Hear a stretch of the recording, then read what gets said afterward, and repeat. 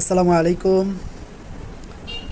একটা বিষয় নিয়ে আজকে এসেছি, সেটা হলো যে ছাত্র দলের কেন্দ্রীয় সাধারণ সম্পাদক আমানুল্লাহ আমান, তিনি কিছুদিন আগে হিংসায় জর্জরিত হয়ে সাদিক কায়েমের ছাত্র শিবির থেকে বিদায় নেওয়ার পরে তিনি তার মন্তব্য করেছেন।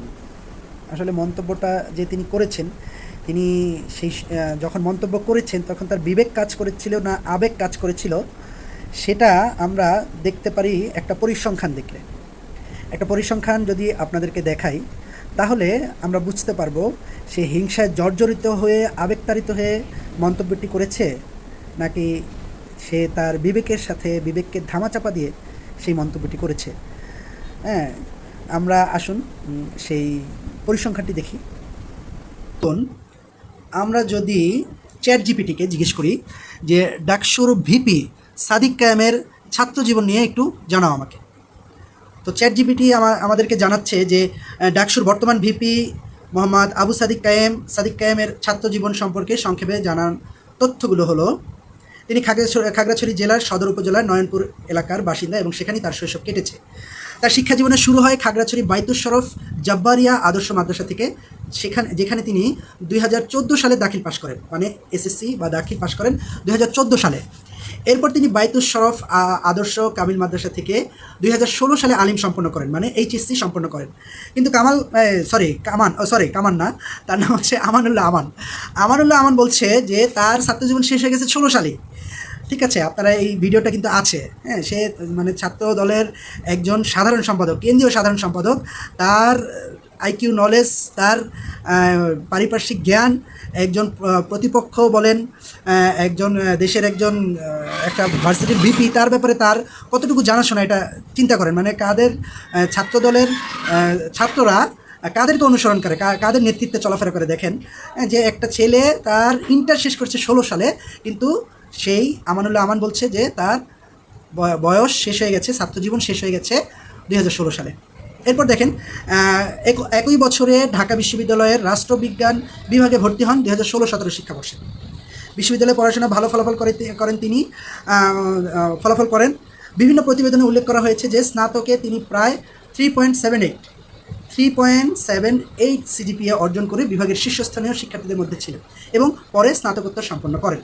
ছাত্রজীবনে তিনি ছাত্র রাজনীতি ও বিভিন্ন আন্দোলনে সক্রিয় ছিলেন। বিশেষ করে 2024 সালের জুলাই আগস্টে ছাত্র আন্দোলনে তার ভূমিকার কারণে তিনি জাতীয় পর্যায়ে পরিচিতি লাভ করেন।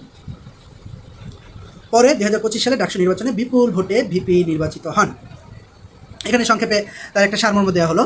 এরপরে যে ইন্টারেস্টিং বিষয়টা, যেই লোকটা একজনকে মিথ্যা অপবাদ দিচ্ছে, একজনের সম্বন্ধে মিথ্যা কথা বলছে, তার আমলনামাটা আমি চ্যাট জিপিটিকে জিজ্ঞেস করেছিলাম যে ছাত্র দলের সাধারণ সম্পাদক আমানুল্লাহ আমানের ছাত্র জীবন সম্পর্কে একটু জানাও। তো চ্যাট জিপিটি আমাকে কি করেছে দেখেন, যে চ্যাট জিপিটি এখানে একটু চালাকি করেছে, কারণ চ্যাট জিপিটিটা নিয়ন্ত্রণ করে ইন্ডিয়ান একটা সংস্থা এই সাবকন্টিনেন্টে। তো তারা তার সব কিছু দিয়েছে, কিন্তু সাল উল্লেখ করেনি। ইন্টারেস্টিং বিষয়, কিন্তু আপনারা দেখবেন যে ইসলামের ব্যাপারে চ্যাট জিপিটি দেখবেন একটু চালাকি করে, যেটা সহজে সাধারণ মানুষ, আমরা যারা সাধারণ মানুষ তারা ধরতে পারি না। তো সেই কিন্তু শুধু এক জায়গায় একটা সাল উল্লেখ করেছে, বাকিটা সে বিস্তারিত বর্ণনা করে গেছে, কিন্তু কোথাও সাল উল্লেখ করেনি। আমি যখন তাকে বললাম সাল উল্লেখ করে দাও প্লিজ, তাকে রিকোয়েস্ট করলাম, তখন সে সাল উল্লেখ করে তারপরে তার আমানুল্লাহ আমানের ছাত্র জীবনটা আমার কাছে তুলে ধরলো। সেটা হলো যে 2009-10 শিক্ষাবর্ষে ইউনিভার্সিটি অফ ঢাকায় সঙ্গীত বিভাগে ভর্তি হন।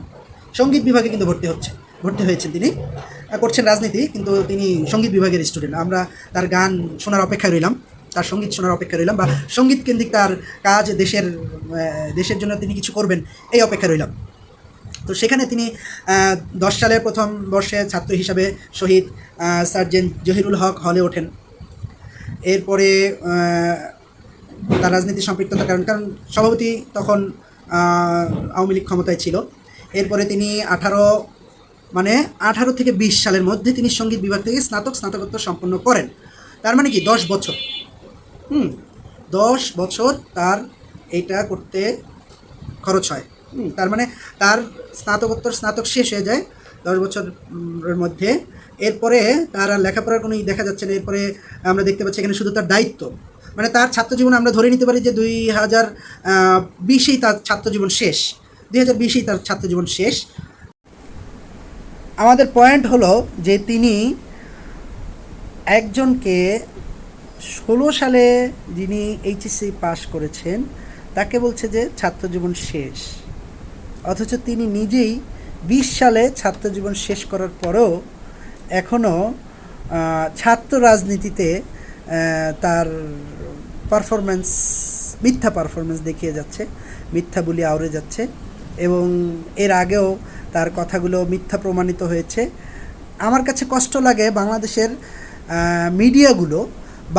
মিডিয়াগুলো কেউ এই কথাগুলো তুলে ধরছে না যে আমানুল্লাহ আমান ভুল বলেছে সাদিক কায়েমের ব্যাপারে। তারা শুধু তার মন্তব্যটাকে হাইলাইটস করছেন। এখানে যদি বিপরীতটা হতো যে সাদিক কায়েম আমানুল্লাহ আমানের ব্যাপারে ভুল তথ্য দিয়েছেন, এটাকে তখন বাংলাদেশি মিডিয়া ফলো করে প্রচার করত। আমি বাংলাদেশের মিডিয়ার প্রতি আহ্বান জানাবো, অনুরোধ করব, আপনারা সত্যটা প্রকাশ করুন, খবরের ভেতরের খবরটা প্রকাশ করুন, যেটা অথেন্টিক সেটা প্রকাশ করুন, তাহলে আপনাদের প্রতি মানুষের আস্থা থাকবে। নইলে মানুষ কিন্তু আপনাদেরকে পুলিশের মতনই বকা দেয়, পুলিশের মতনই হারামখোর বলে আপনাদেরকে বকা দেয়, কারণ আপনারা মিথ্যা প্রচার করে আপনাদের রুজি রোজগার করছেন। তো আশা করি আপনাদের কাছে যদি এই তথ্যটা অথেন্টিক মনে হয় বা এই ব্যাপারে কারো যদি কোনো কথা থাকে তাহলে কমেন্টে জানাবেন। আর যার বংশ পরিচয় ভালো না সে তো কমেন্টে এসে বকাবকি করবেই, এটা তার ব্যাপার। তার মুখ থেকে গন্ধ আসবে, তিনি যে শব্দ ব্যবহার করবেন সেই গন্ধটা তার মুখ থেকে বের হবে। তো যারা মনে করেন যে এই ভিডিওটা শেয়ার করা দরকার, শেয়ার করে দিবেন, আর সাথে থাকবেন। ইনশাআল্লাহ নেক্সটে অন্য কোনো ভিডিও নিয়ে আপনাদের সামনে আসবো।